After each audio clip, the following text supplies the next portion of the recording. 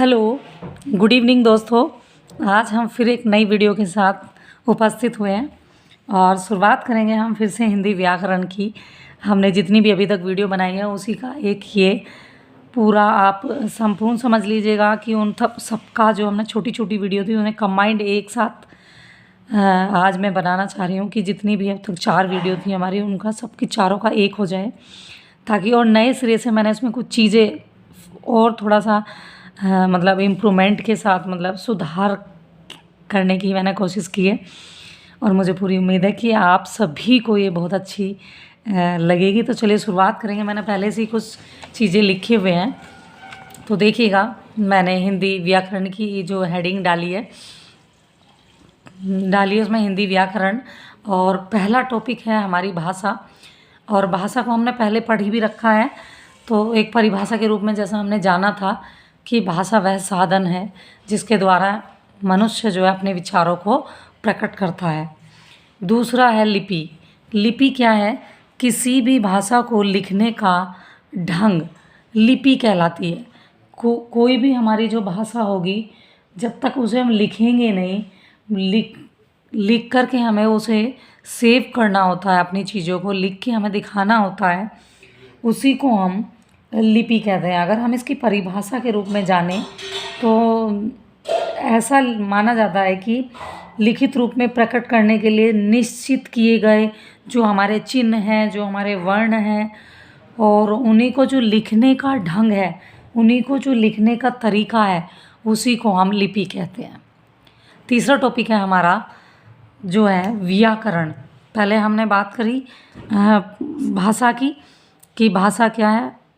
भाषा हमारी मनुष्य के द्वारा अपने विचारों को प्रकट करना और दूसरे के विचारों को जानना, समझना ही भाषा कहलाती है। हम इसे किसी भी रूप में हम जान सकते हैं। अगर हम प्रॉपर तरीके से देखा जाए तो भाषा वह साधन है जिसके द्वारा मनुष्य अपने विचारों को प्रकट करता है, अपने विचारों का आदान प्रदान करता है। दूसरा था हमारा लिपि।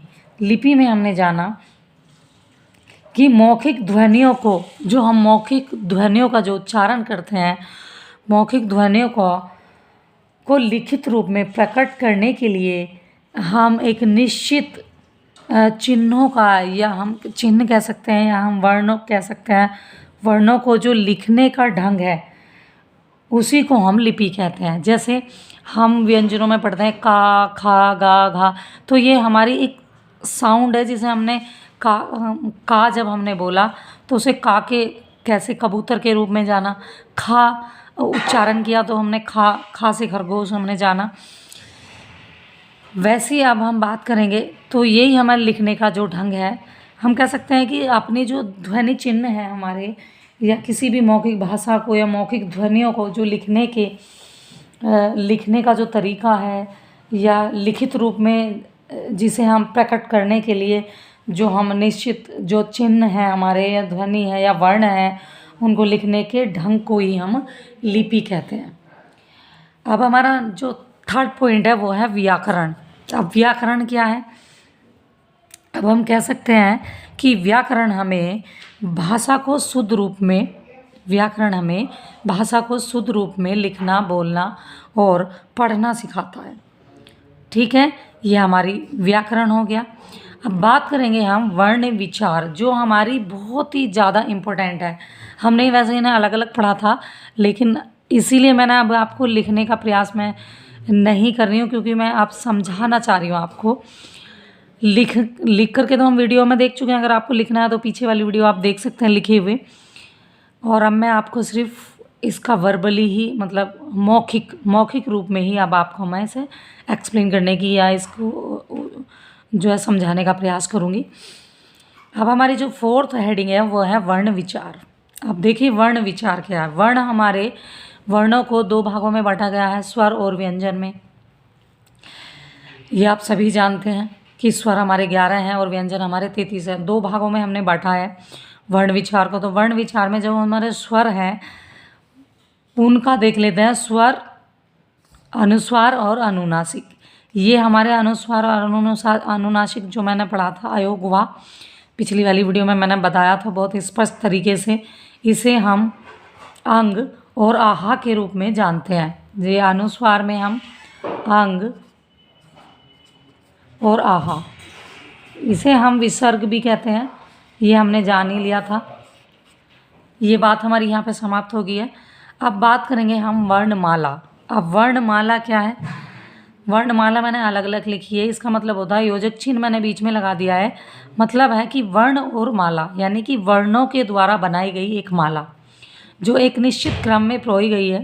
पहले स्वर है, फिर व्यंजन है, फिर जो है मतलब स्पर्श व्यंजन, फिर क्या कह रहे हैं मतलब ऊष्म व्यंजन, फिर संयुक्त व्यंजन। तो इस तरह से ये अलग अलग बताए गए हैं। आगे की हम शुरुआत करेंगे। इसमें मैंने एक दूसरी बनाई हुई है, देख लेते हैं इसे।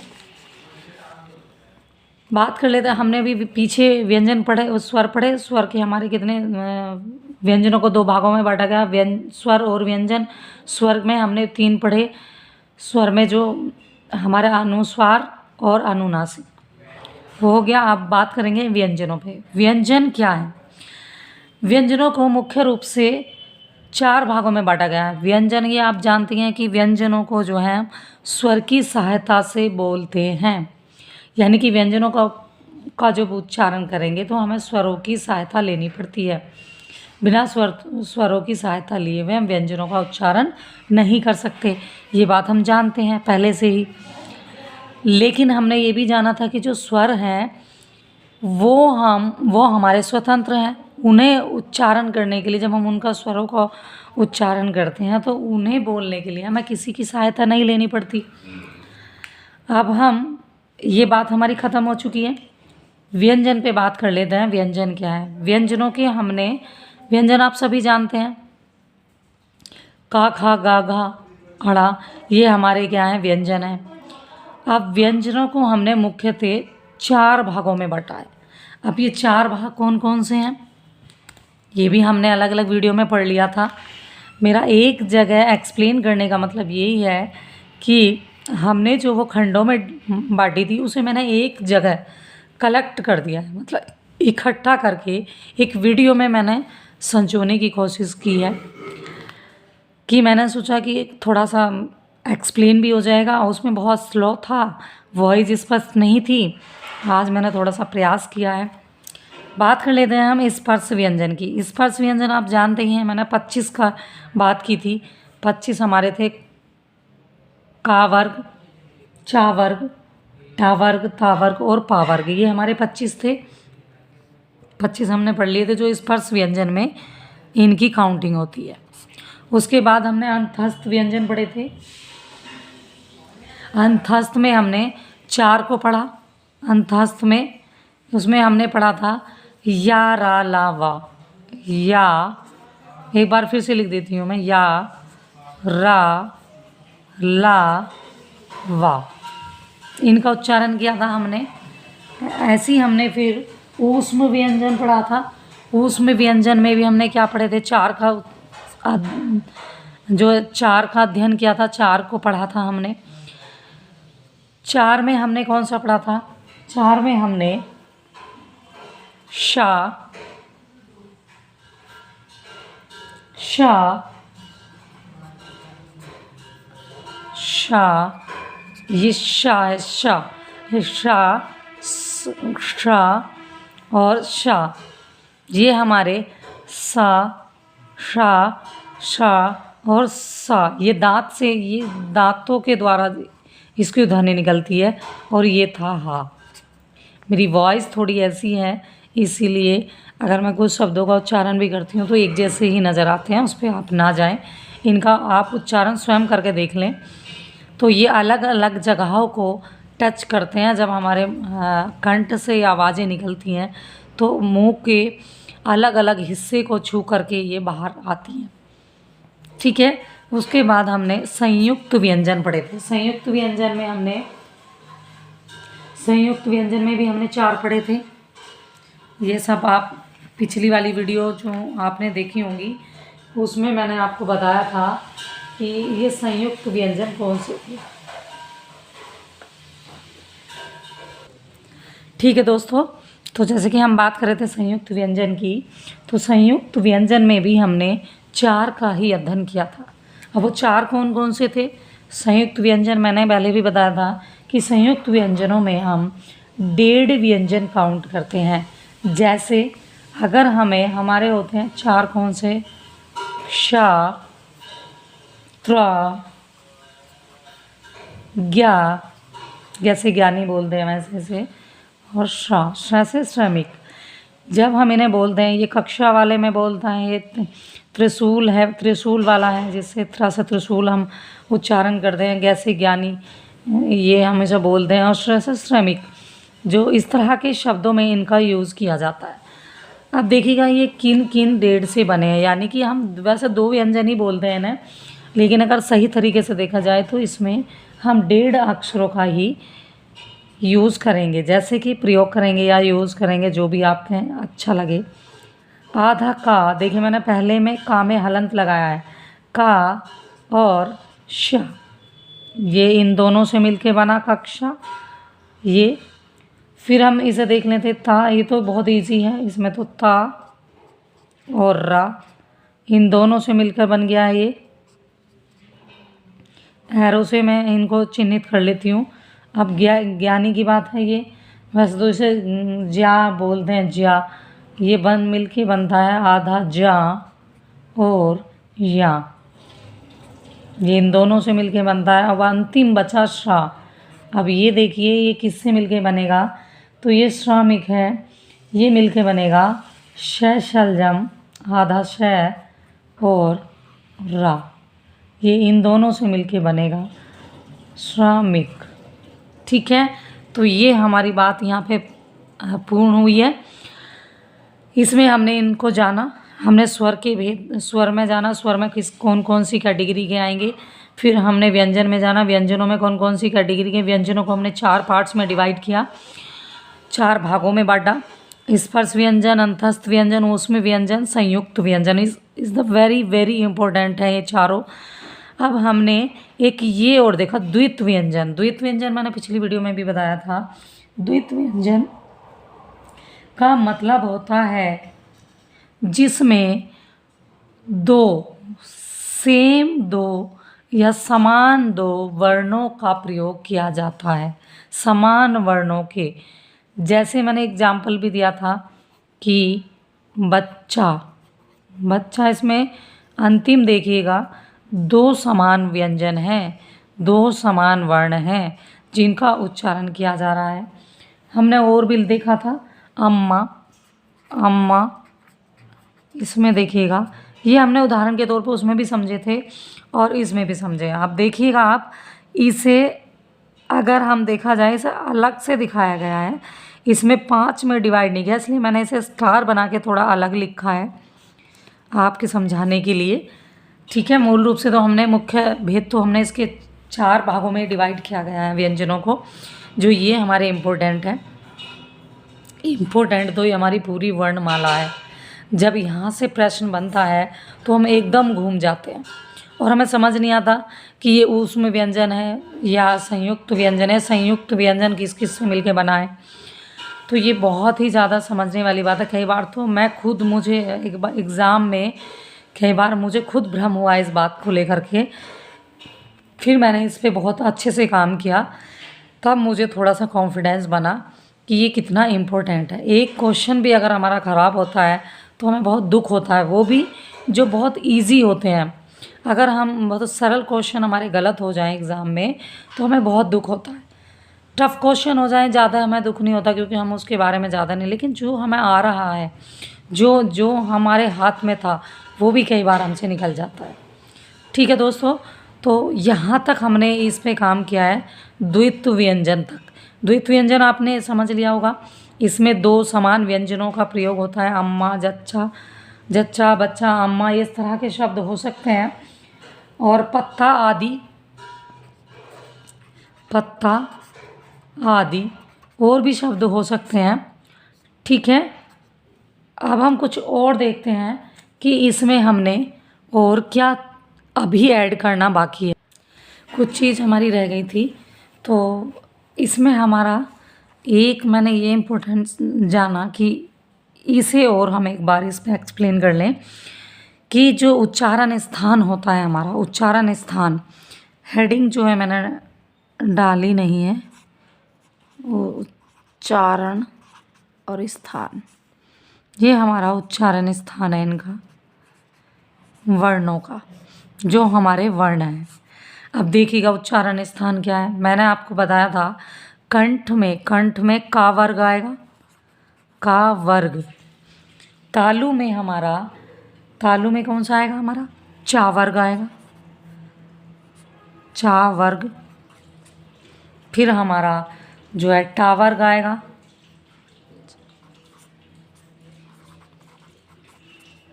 फिर ता वर्ग आएगा, फिर हमारा पा वर्ग आएगा। अब देखिएगा हमने ये पढ़े थे 25, का चा टा ता पा, कचट तप, ये हमने 25 पढ़े थे और इन्हें हमने स्पर्श व्यंजन के नाम से जाना था। किसके नाम से जाना था, स्पर्श व्यंजन पढ़े थे हमने 25। चलिए मैं थोड़ा इसे ठीक कर लेती हूँ दोस्तों, मेरे पास थोड़ा अच्छा सिस्टम नहीं है, कोई बात नहीं, सिस्टम मेरा थोड़ा ऐसी है ये, मैं हाथ पैड पे लिख रही हूँ, ये ब्लैंक सीट्स पे, आप लोगों की वजह से। कि चलिए आई होप कि आपको ये समझ आ रहा होगा। कुछ गलतियाँ हो तो आप थोड़ा गलतियों को इग्नोर करके और अच्छी चीज़ों पर ध्यान दें। गलतियाँ होना स्वाभाविक है, जब काम करते हैं तो गलतियाँ होना स्वाभाविक होता है। ठीक है, तो हमने ये पढ़ा कावर, कंठ हमारा, हम बताया क्या जाता है, ये तो बिल्कुल स्वाभाविक है कि जब हम वर्णों का उच्चारण करते हैं तो जो हमारा गला है 5 पार्ट्स कह सकते हैं, 5 जगह से हमारी जो वायु है अलग अलग जगह से निकलती हैं। वो इसी को स्पर्श व्यंजन नाम दिया गया क्योंकि ये अलग अलग जगहों को छू कर के ध्वनि जो बाहर आएगी हमारी, और जो है इसके जो उच्चारण स्थान अलग अलग होगा। इसीलिए हमने का से अणा तक जो 5 आएंगे का वर्ग में, वो हमारे कंठ से बोले जाएंगे, और जो चा से चा वाली लाइन के 5 आएंगे वो तालु से बोले जाएंगे। टा के जो 5 आएंगे टा लाइन वाले टा वर्ग में, वो हमारी मूर्धा से बोले जाएंगे। यानी कि ले करके गले से और जो बाहर ओष्ठ तक का जो हमारा सफ़र है, इन 5 जगह से ध्वनि हमारी बाहर आएगी मुख से जो है। फिर दंत से तावर्ग का जो हमारा दंत से उच्चारण होता है, और ओष्ठ का हिस्सा हमारा होगा पावर्ग। जब पावर्ग का उच्चारण करेंगे तो ओष्ठ हमारे को ये छू के ध्वनि निकलेगी। हम बोल के भी देख लेते हैं कई बार, पा, फा, बा, भा, मा। ठीक है, तो इस तरह से तो आज मैंने पूरी कोशिश की है। कुछ और चीज़ें रह गई हैं, एक बार उन पे भी हम थोड़ा एक नज़र डालेंगे। तो देखिए ये हमारी कुछ और इम्पोर्टेंट चीज़ें रह गई थी, इसके विषय पे और थोड़ी सी चर्चा कर लेते हैं। वीडियो काफ़ी लंबी हो रही है हमारी, थोड़ा जल्दी करते हैं। हम बात कर रहे थे आयोगवाह, इनके बाद हमने जो 25 पढ़े, ये स्पर्श व्यंजन हमने अभी पढ़े, उसके बाद इस पर एक दृष्टि डाल लेते हैं। आयोगवाह में हमने अनुस्वार देखा था पिछली वीडियो में, अनुनासिक को हमने अलग से पढ़ा था, और विसर्ग, इन तीनों का मैंने एक अलग से एक छोटी सी वीडियो बनाई थी, उसमें अलग से स्पष्ट किया था। फिर से मैं एक बार बता देती हूँ कि अनुस्वार में अंक की बिंदी या नाक का इस्तेमाल किया जाता है। जब जैसे हम बात करेंगे अंगूर, संयुक्त, इस तरह के जब वर्ड हम यूज़ करेंगे तो इसमें अंक की बिंदी का यूज़ होगा। चंद्र में, और यहाँ नाक का इस्तेमाल हो रहा है, लेकिन यहाँ नाक और मुंह दोनों का होगा क्योंकि इसका जो हमारा है इस चिन्ह से दर्शाया जाएगा, और ये चंद्र बिंदु के चिन्ह से दर्शाएगा। और ये विसर्ग हमारे होती हैं जो ज़्यादातर संस्कृत के शब्दों में इनका देखा जाता है इन्हें। चंद्र बिंदु में जैसे चांद है और बहुत सारे शब्द हैं, इसके जो जब हम लिखते हैं, ज़्यादातर मैंने बताया था आपको कि तत्सम और तद्भव का जब मैंने एक बार पिछली वीडियो में वर्णन किया था, तत्सम और तद्भव में मैंने इन्हें बताया था कि इनका जो है ज़्यादातर तद्भव में यूज़ होता है। जैसे वहाँ, चंद्र बिंदु में हम कहेंगे चांद, चांद लिखेंगे, या कहाँ, कहाँ, चांद, इस तरह के कुछ शब्द होते हैं। अभी आंगन, अगर एक वर्ड है, एक शब्द है आंगन, आंगन जब हम लिखेंगे तो उसमें भी चंद्र बिंदु का यूज़ होगा। वैसे ही विसर्ग है, विसर्ग में मैंने बताया था प्रातः है, नमः है, इस तरह के संस्कृत के शब्द इसमें आएंगे। तो ठीक है, बस दोस्तों आज हमारी जो ये इतना हमारी अब तक की जितनी हमने वीडियो पढ़ी उस सब का मैंने एक ये निचोड़ पूरा डाल दिया है इस वीडियो में। और मुझे पूरी उम्मीद है कि ये पहले से काफ़ी आपको समझ में आई होगी, काफ़ी ज़्यादा आपको समझ में आई होगी। और मैंने थोड़ा फास्ट बोलने की कोशिश की है और आप थोड़ा, मुझे लग रहा है थोड़ा अच्छा, कि शायद आप लोगों को भी ये बहुत अच्छी लगेगी। तो चलिए आज के लिए इतना ही। गुड नाइट, धन्यवाद दोस्तों। देखते रहें, पढ़ते रहें और हंसते रहें, मस्त रहें। Good night.